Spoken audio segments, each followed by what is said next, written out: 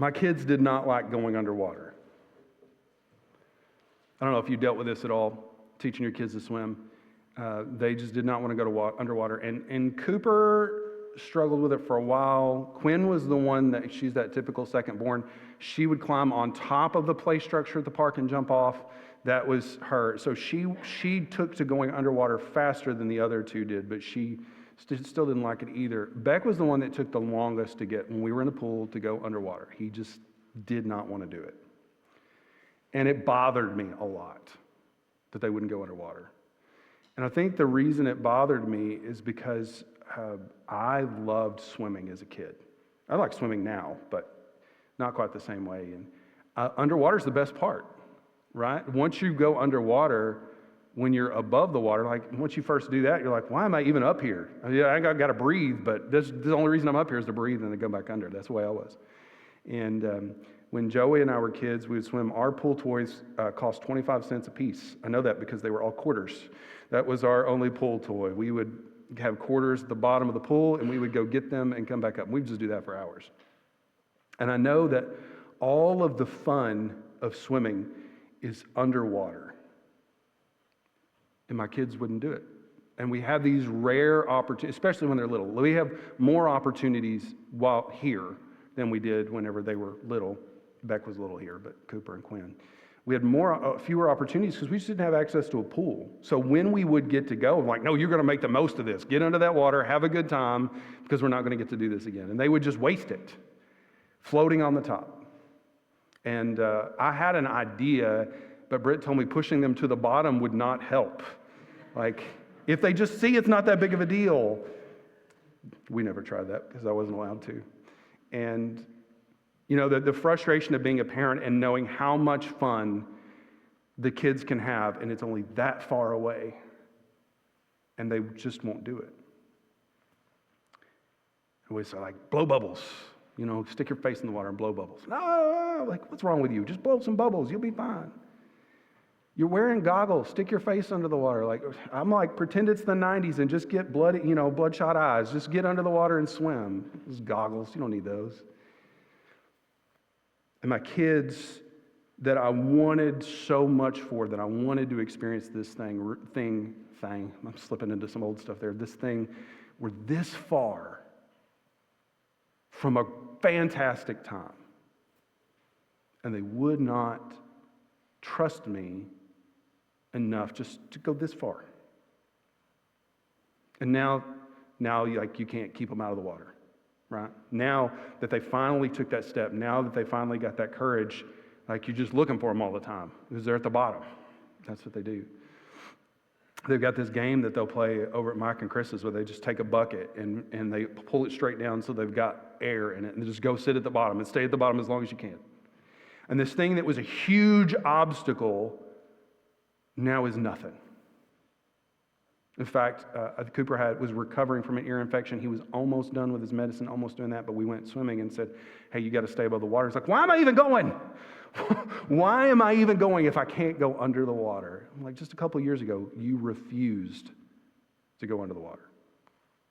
And now the barrier that was so large to them, this thing that they would not cross, is not even something that they notice. And they have the best time. It was really frustrating as a parent to watch my kids be this far from a great time in the limited opportunities they have it, and to not be able to do anything to get them to take that little of a step. We're going through the life of Jacob, and Jacob was not a guy that was afraid to jump in. He would jump in the water. But we go through and we look at his life and we see what he's doing and kind of identify things about ourselves and our relationships and things that we can do. And we're at the end of what we're going to talk about with Jacob. Jacob's story continues on, but he really recedes to the background. It becomes more about his kids from this point, and like he steps in every once in a while to be the thing that they're all working around, the thing they're all dealing with, but he's not really the focus of the story. So we're going to stop in Genesis 35, and we're going to be done with the life of Jacob. But where we've been with Jacob for a lot of years now, pretty intensely for about 20 years, and the things that he's done. And he's tricked his brother. He's lied to his dad. He's stolen from his brother. He ran away from home. He met God. He got married 2 to 4 times, depending on how you count it. He's got 13 kids, depending on where you're at in this story. And he's come back home. He's overcome that huge challenge of meeting up with his brother and got that done. Which, by the way, I did not expect this series to be mostly about relationships and boundaries and things like that. But it seems like God had that in mind, because a lot of you have really responded to that. And I've heard at least 4 different people tell me, hey, I took steps with people that I've been separated from, that I've been estranged from for years. And some of those are just waiting on a response, and some of those have been really surprising responses. If you're one of those people, I'd really like you to tell me that. I'd like to know, like, you took that step, so please just tell me. But anyway, Jacob, we looked at those relationships, and now we're at the end of the story that we're going to cover for Jacob. He's come past this point. God's taken care of him. He's reconciled with his brother, and now he's about to go meet with God. Now, there's a story in between what we did last week and what we did this week. And it's not one you heard in Sunday school. I promise it's not one that you heard in Sunday school. Dinah is the only daughter of Jacob that's mentioned. There may be more daughters, but she is the only one that's mentioned. And the reason that she's mentioned is because of what happens in chapter 34. They get settled. She goes into town to visit with some of the young women of the town to make some friends. And while she's there, the king's son, the king of that area, his son sees her, finds her desirable, rapes her, and then decides he wants to marry her. That's how that story goes. So Jacob is really upset about this, obviously, but her brothers are more upset. And she comes home. The king comes and says, hey, my son really wants to marry your daughter. How do we work this out? But he doesn't meet with Jacob. He meets with Simeon and Levi, the second and third brother. He meets with them. And they say, hey, we can't marry her to you because you're uncircumcised. You're not part of the covenant with God. So if you get circumcised, we'll figure something out. And so the king goes back and says to the town, like, look, they want us to be circumcised. I realize that's a big deal, but these are super wealthy people.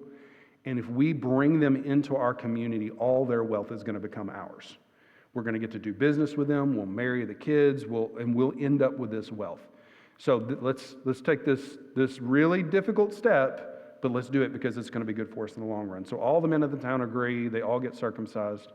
And then on day 3 after the circumcision, when the men are feeling, Moses says they're sore, is how he describes it. Simeon and Levi, we can assume, with a group of servants, come through and murder every man in town. And that's what happens. That's chapter 34. Now, why are we skipping that story? Well, rape and murder are wrong. I think you know that. Rape and murder are wrong, and I didn't see this. This is not a Jacob story, so we're not going to go through all of that. I didn't want to do that whole story. But the reason I'm telling you about it is because it impacts what they're about to do. Because Jacob says this to his sons in Genesis chapter 34, verse 30. He said to Simeon and Levi, you have brought trouble on me by making me stink to the inhabitants of the land, the Canaanites and the Perizzites. My numbers are few, and if they gather themselves against me and attack me, I shall be destroyed, both I and my household. Jacob didn't do anything about the rape, but it seems like it was because he was trying to handle it in a way that would not destroy their family. It seems like there was going to be a way to work things out. He was going to ask for punishment. He was going to deal with the king. And the brother's like, no, we're not going to do that. We're going to get revenge. But the result of that is Jacob says, like, we got a lot of people here, but nothing compared to what happens if they decide that we're a bunch of murderous people, which apparently we are, that are going to come through and kill their people and steal from them. And so we're going to have a problem if they all get together and work against us. And that is where they are as a family when God speaks to Jacob in Genesis chapter 35, verse 1. God said to Jacob, arise, go up to Bethel and dwell there. Make an altar there to the God who appeared to you when you fled from your brother Esau. So God speaks to him again and says, hey, I want you to go back to Bethel. Somewhere around 20 miles from where they're at. 20 miles is not a big deal for me. 20 miles is not a big deal for you. But for this many people to move without U-Haul services available, to move from this place where they are to a place 20 miles away and not just go visit, but move everybody is a big undertaking, especially when Jacob is already concerned that the people around him are going to look for a way to destroy him. They're going to look for a way to do it. And the best way to do that is not when they're entrenched in a place and are at a good place that they can defend, but when they're traveling from place to place and everybody's spread out. This is a perfect opportunity to destroy them. And God says, I want you to put yourself in danger to go back to the place that you and I first met, because we're going to talk there. This is a dangerous thing. And if you just read this, if you skip from 33 to 35, where it's like, hey, everything went really well, and then you get to 35, and Jacob's like, oh, this, God says go over here. It doesn't seem like that big of a deal. But when you get 34 in the middle, where everybody around them hates them and wants to destroy them and has an excuse now to take all their stuff, this is a big deal. It's a big ask to have him go from here to here, 20 miles away, stretch everybody out. So God says, I want you to move there. Now in verse 2, Jacob does something that you would assume he'd already done. He goes to his household and to all who are with him, and he says, put away the foreign gods that are among you and purify yourselves and your garments.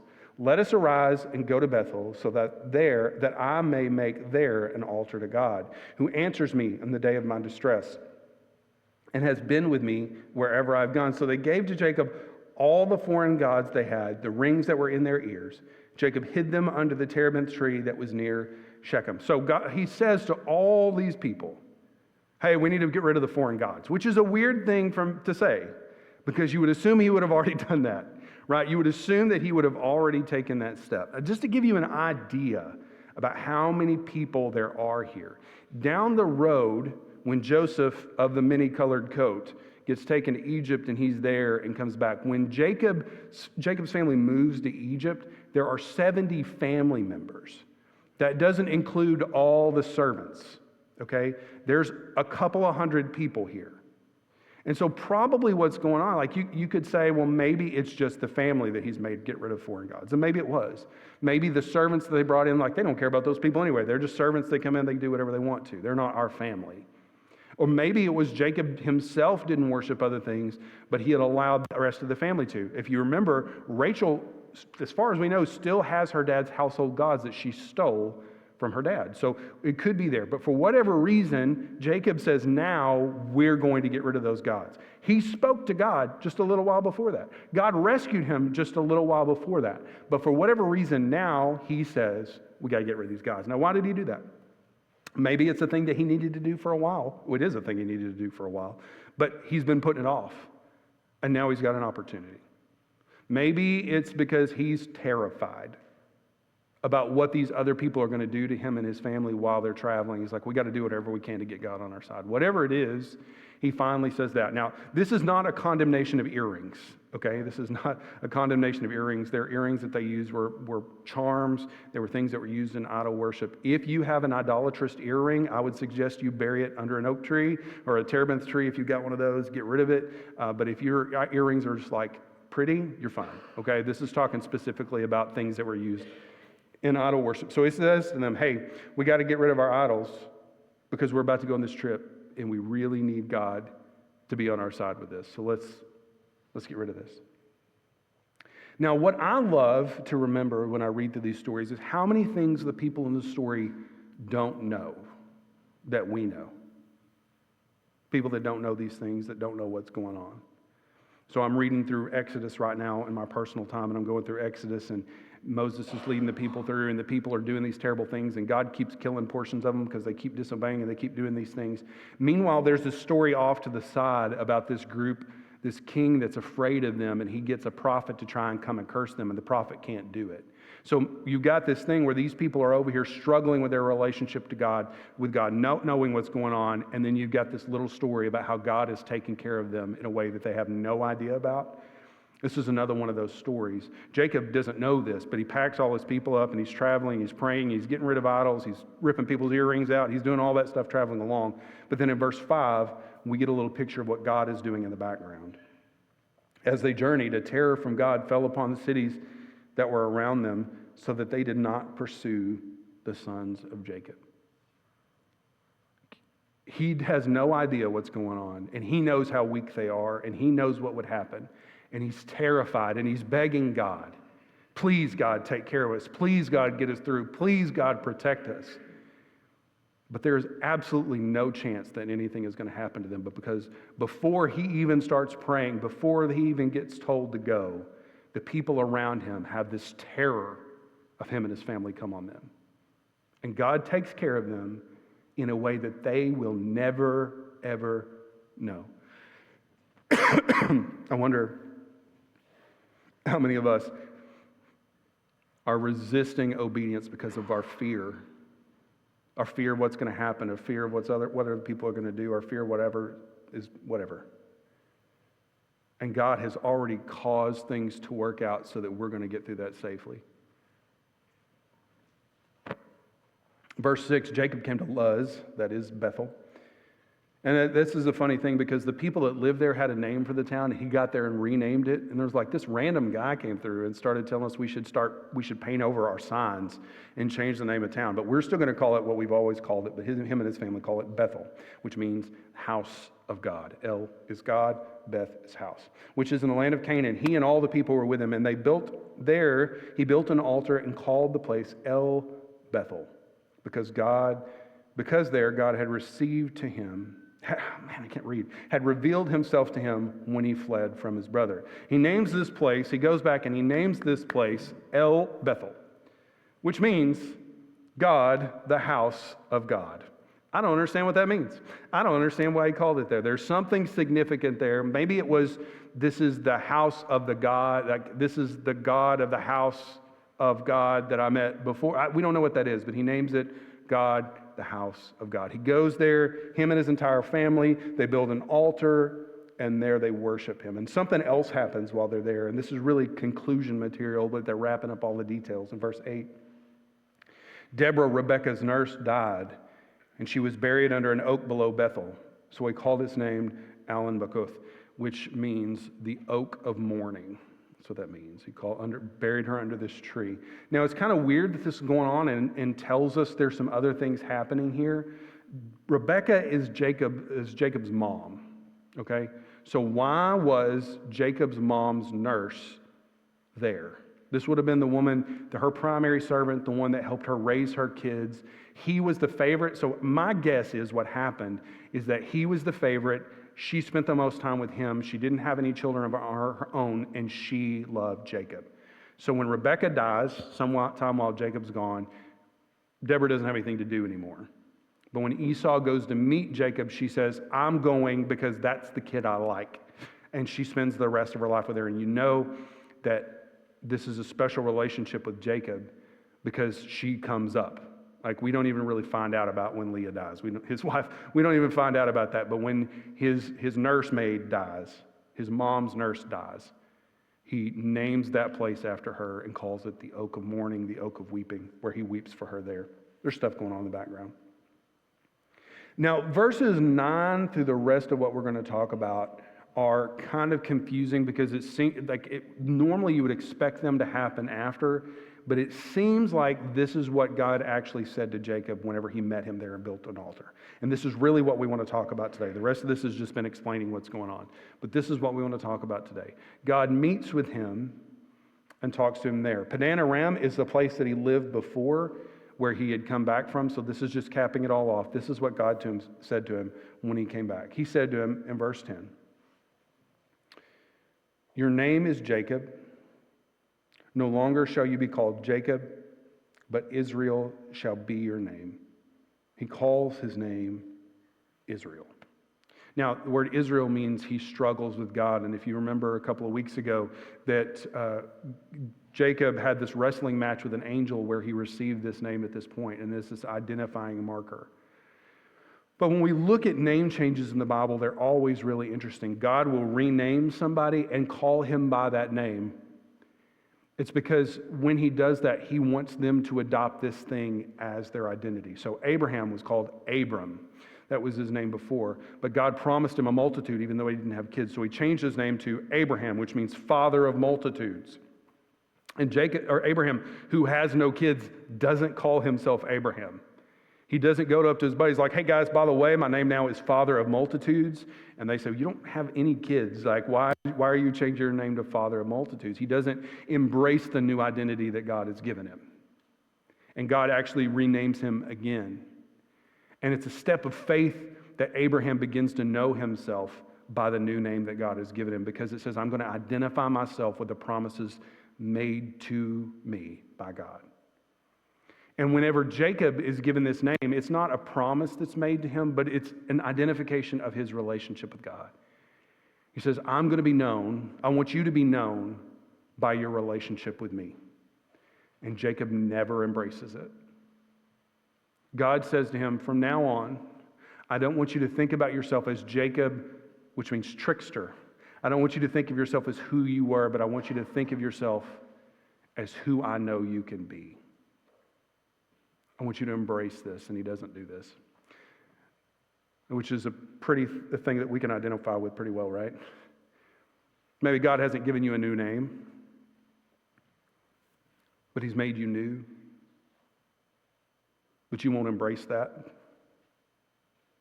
You won't embrace who you are as a new creation.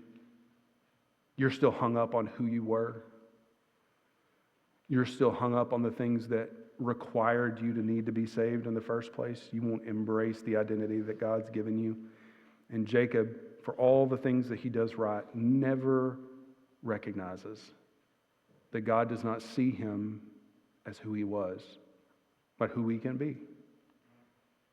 And God makes this promise. Before he makes this promise to him, he says, look, I want you to think of yourself not as who you were, but through your relationship with me, who you can be. And he says to him in verse 11, and he starts to make promises. He says, God said to him, I am God Almighty. This is the first promise that God made to him, is that he was superior to all other gods, which is important. It's important. We say God Almighty, and that's a throwaway. That's an adjective. That's just a thing that we put onto there. No. In a time where Jacob is saying to everybody else, hey, I know that I've held off on this for a while, but I really need you to get rid of the rest of your gods. We're going to pick one God. He's taken a big gamble. Is his God actually greater than the other gods? Is his way of doing things actually better than everybody else's way? Is he going to trust in the promise of God that he is almighty or not? But God promises him this. I'm going to ask you to do some things, but I want you to know this. I am superior to all other gods. He says to him, be fruitful and multiply. I don't think he's talking to Jacob, because Jacob's got like 13 kids at this point. You don't need to give him that command.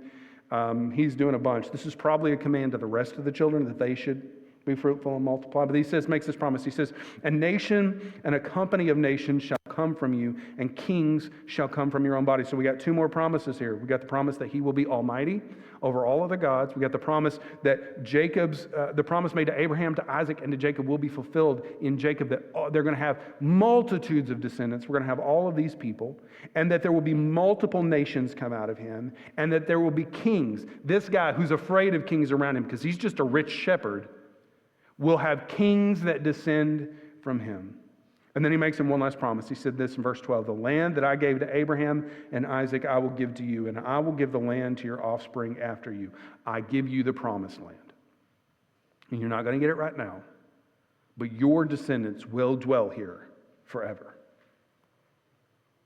And in verse 13, God went up from him in the place where he had spoken with him. And Jacob set up a pillar in the place where he had spoken with, a pillar of stone. He poured out a drink offering on it and poured oil on it. So Jacob named the place, called the name of the place where God had spoken with him, Bethel.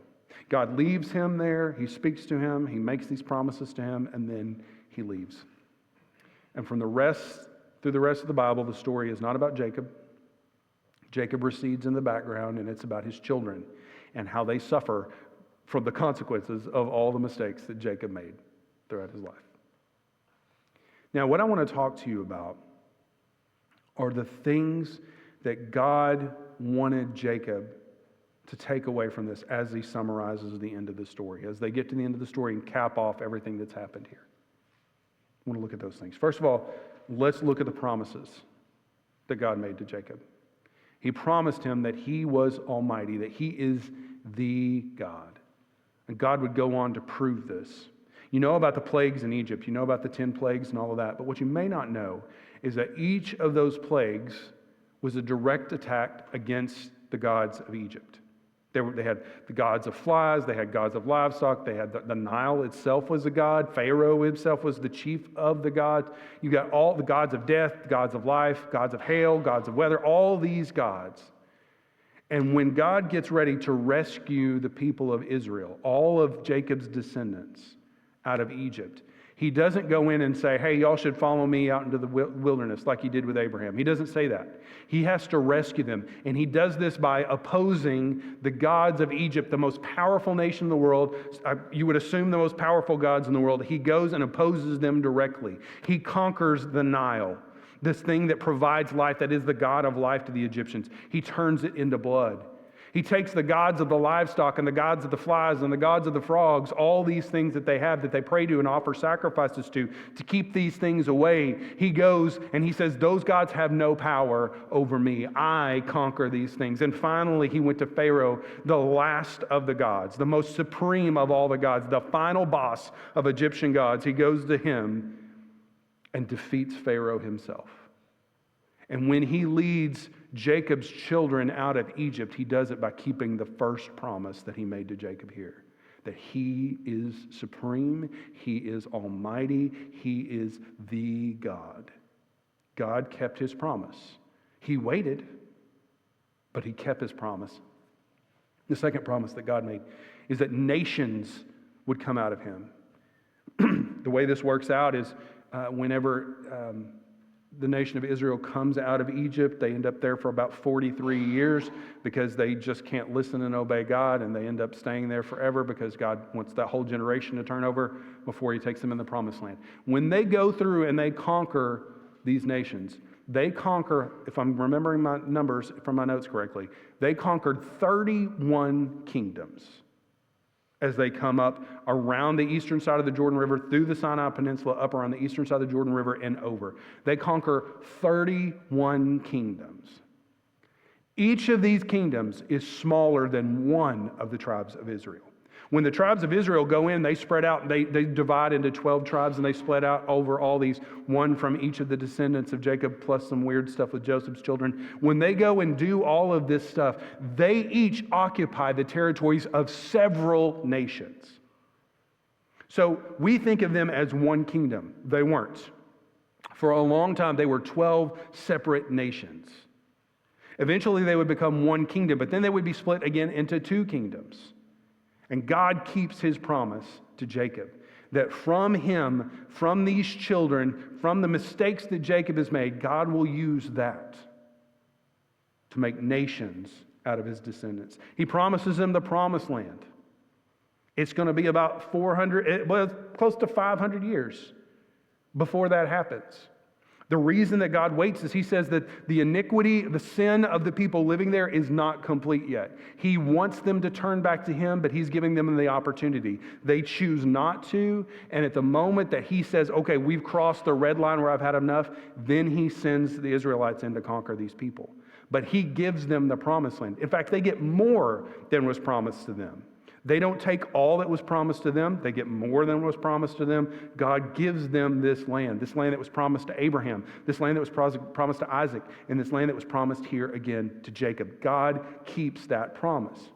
And finally, the last promise that God makes, we're doing this out of order, but the last of the four that he makes here is that kings would come from Jacob. Like, can you imagine God coming to you and say, hey, kings will be descended from you? Like, kings, what? Like, how does that play out? I work in HR. Like, how do we get to kings from here? How does this work out? That kings come from me. Can you imagine how ludicrous that promise is? But just counting the kings that are listed in 1st and 2nd Kings, 1st and 2nd Chronicles, 1st and 2nd Samuel, there will be 42 kings descended from Jacob. 42.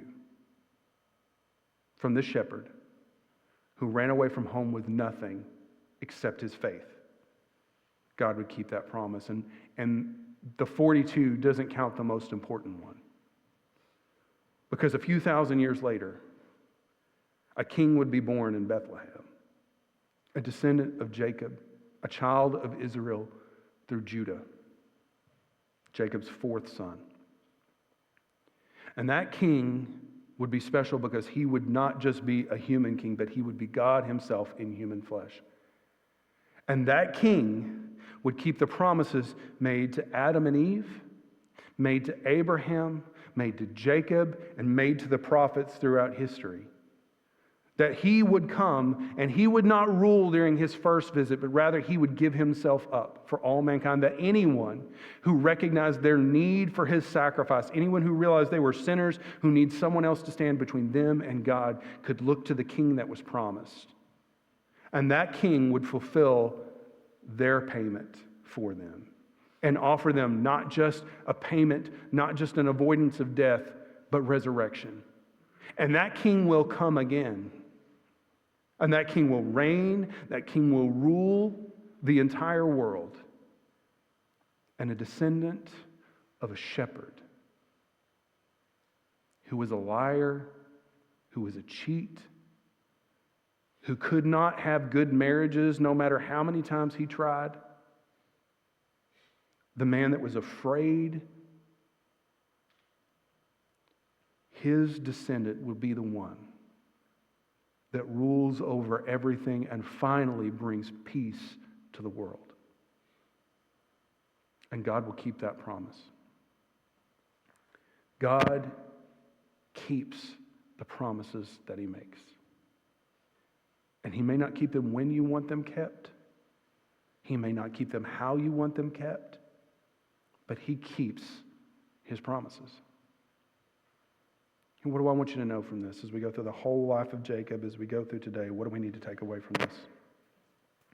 First of all, you need to trust what God has to say about you, not what you say about yourself. The word Jacob means trickster. Can you imagine carrying around that name? Well, what's your name? My name is Don't Trust Me. That is my name. And he lived up to that. But when God got involved in his life, his name changed. His identity changed. He changed. He would never embrace it. He lived as Don't Trust Me for the rest of his life. You are not who you were. You are something new. And you get to decide, am I going to continue to act like who I was, or am I going to embrace who I am? If you will identify yourself with what God has done in you and through you and to you, and not identify yourself as who you were, your life will be different. Trust what God has to say about you. Be patient. It took a while for God to keep his promises.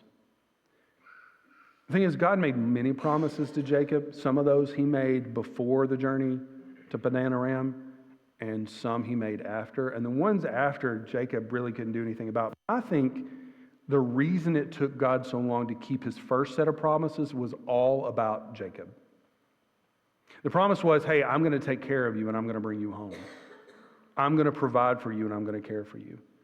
It wasn't, hey, you have to stay here for 20 years. The reason that Jacob had to stay where he was miserable for 20 years is because of his decisions, the things that he kept doing. The only delay in God keeping his promise was Jacob not being willing to go under the water. The only delay that kept God from keeping the promises he'd made to them to bring him home safely was Jacob continuing to stay where he was, making deals that kept him where he was. And the 7-year deal, or the 6-year deal, the last one, he didn't even commit to a time frame. He just decided to stay. He was so terrified of going home that he delayed the fulfillment of the promise of God. And God's going to keep his promises to you. Some of those promises he will keep over a long time. Some of those promises that you may not see fulfilled in your lifetime. But some of those promises are only delayed because of you. He's like, hey, let's go under the water right here. It's going to be a lot of fun if you go under the water. Like if you just go under the water, just blow some bubbles, stick your face in the water and blow some bubbles and see it's not that big of a deal. If you will step into the water, if you will just trust me enough to go under the water, you're going to find out how great it is. And I'm going to keep all those promises, but I'm not going to shove you under. I'm not going to shove you under to where it's better. That's on you. So will you obey me and will you follow me into the water, under the water? Or are you going to stay up here in the shallows where you can keep your head above water because you're afraid? God's going to keep his promises to you. And some of them will take a long time. But some of them are locked and loaded and ready to go. And the only thing that's stopping them is you being too scared to obey. The funny thing is, like I talk about these relationships and I talk about these boundaries, and then I talk to somebody that actually follows through and reaches out. And they say, I knew that they weren't going to talk to me. I knew they weren't going to respond to me. There's too much history, but I sent that text message anyway. And then a couple of days went past and I thought, you know what, I was right. Ben was wrong, I was right, Bible's wrong, this is just too much. And then after a couple of days, I get this text message back and they say, yeah, I'd love that. I've missed you. And now relationships are being restored. Not because God wasn't ready to restore those relationships 10 years ago. Not because God needed you to marinate in all this guilt and all this sin. God needed you to sit in that for a while. But because you were not willing to trust him. God will keep his promises.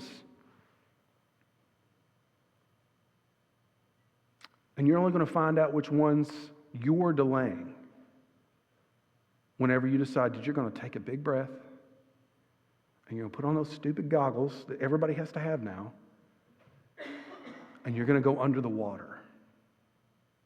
But if you will do that, you will find out that a life lived trusting and obeying God is way more fun than the life spent in the shallows in fear of what will happen if you trust and obey. Finally, I want you to know this. You don't know what God is doing. You don't know what God is doing. You're afraid and you're not willing to step out and you're not willing to do the things that he is like just pushing on you to do. Like you sit in these sermons and like, I'm so ready to be talking about this because every time it's just like this whole thing and I don't want to do it, I don't want to do it, I don't want to do it, I don't want to do it. Can we please talk about something else, please?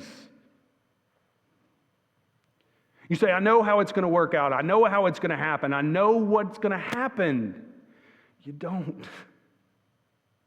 You don't.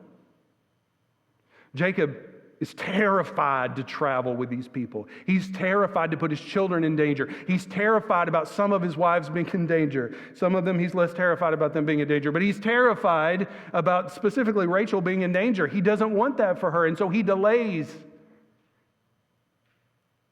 And when he finally obeys, he sets out in fear about what the people around him are going to do. But what he doesn't know is that God had put a spirit of fear into them to protect him.